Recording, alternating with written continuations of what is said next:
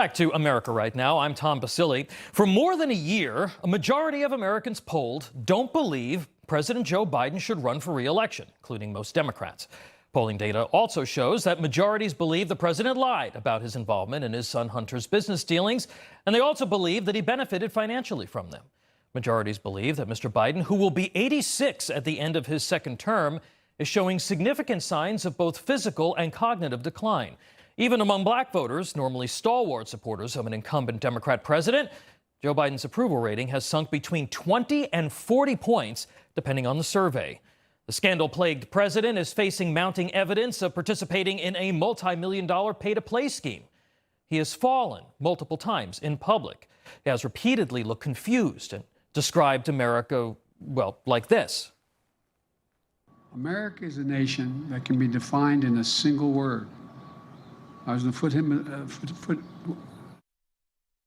He recently ended a speech, curiously, with this. All right, God save the Queen, man.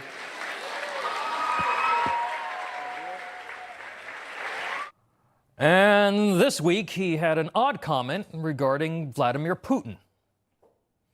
To what extent has Vladimir Putin been weakened by recent events? It's hard to tell, but he's clearly losing the war in Iraq. He's losing the war at home. And he has become a bit of a pariah around the world. And people are increasingly wondering, and with good reason, if a vote for Mr. Biden is really a vote for Vice President Kamala Harris. But an NBC News poll this week found that she is the least popular vice president in history. He's governed socially and fiscally from the far left while wielding the power of the executive branch with such force and such disdain for the Constitution, Barack Obama would be proud.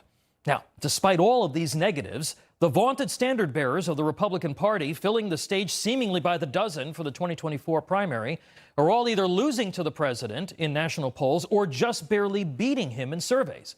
This week's NBC News poll also showed former President Trump and Governor Ron DeSantis losing to Mr. Biden, even as it found 68% of registered voters, that's more than two-thirds, are concerned that the president doesn't have the, quote, necessary mental and physical health to serve.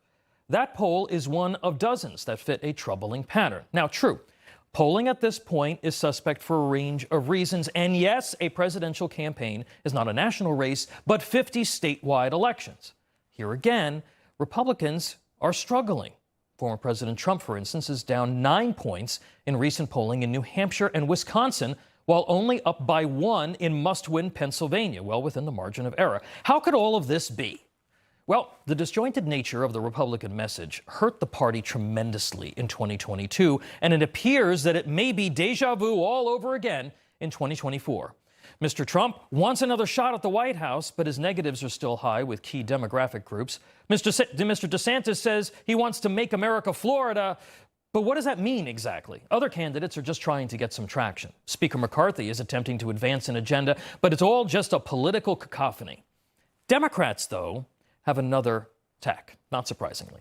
Biden continues to be underwater on the economy, but the White House is convinced that they can pull the wool over the eyes of Americans through a disciplined campaign extolling the virtues of his massive spending programs.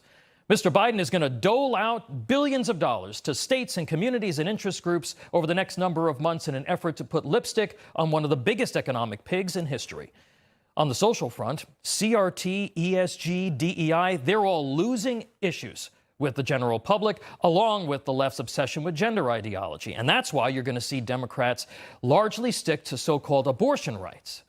It's a smart play. House Republicans, on the other hand, are holding hearings that may make for great live events for cable news, but they're not advancing or selling a discernible agenda.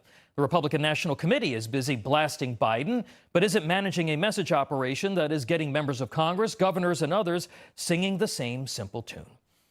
America is suffocating under a fiscal avalanche of debt, deficits, and a mountain of federal regulations that will upend not only the national economy, but the economy of every household. The Biden White House is going to ignore it all with happy talk and ice cream cones, and the media is going to be more than happy to broadcast it. Republicans, it looks like they'll hold another hearing. You know, people believe that a spirited primary for the GOP nomination is going to damage the Republican Party. They're wrong about that. What will keep the campaign close and perhaps victory out of reach for folks on the right is a lack of focus on what Americans care about. Those issues aren't novel. Americans care about their wallets first, then issues that directly impact their families. They make decisions from the inside out, starting with their kitchen tables. Personalities are important, but this isn't a television show. People want to hear, what are you doing or going to do for them? Got to stick with it. And that's why candidates with message discipline win, and those who flail about and ramble on lose. Presidential elections are a marathon, not a sprint. And Republicans seem to be having some knee pain in the 8th mile here. They'd better figure out how they're going to make it to the finish line and beat their time from 2020. Right now, that's nowhere close to a sure thing because they haven't found their best pace.